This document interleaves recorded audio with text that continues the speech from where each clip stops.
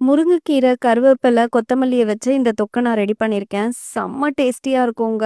இதுக்கு சைட் டிஷ்ல எதுவும் வேணாம். அப்பளம் மட்டும் வச்சு சாப்பிட்டீங்கனாலே போதும். சுட சுட சாதத்துல இந்த தொக்க போட்டு பெரட்டி சாப்பிட்டீங்கன்னா, வேற லெவல்ல இருக்கும். எப்படி பண்ணலாம்னு சொல்லிட்டு பார்க்கலாம் வாங்க.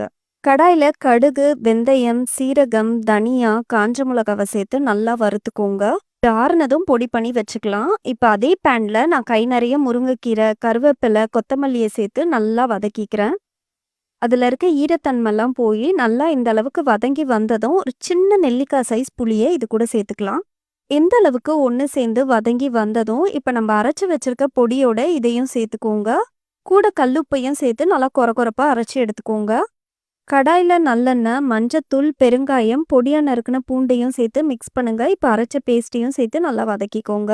இது கூட நான் 1/2 கப் அளவுக்கு தண்ணி சேர்த்து நல்லா மிக்ஸ் பண்ணிக்கிறேன். லோ ஃப்ளேம்லயே ஒரு 5 மினிட்ஸ் மிக்ஸ் பண்ணி விட்டீங்கனாலே போதும். நல்லா எண்ணெய் பிரிஞ்சு சூப்பரா ரெடி ஆயிடுங்க. அவ்வளோதாங்க. கொஞ்சோண்டு தொக்கு போட்டு சாதத்தோட பெசஞ்சு சாப்பிடுங்க. அல்டிமேட்டா இருக்கும். என்ஜாய் பண்ணுங்க.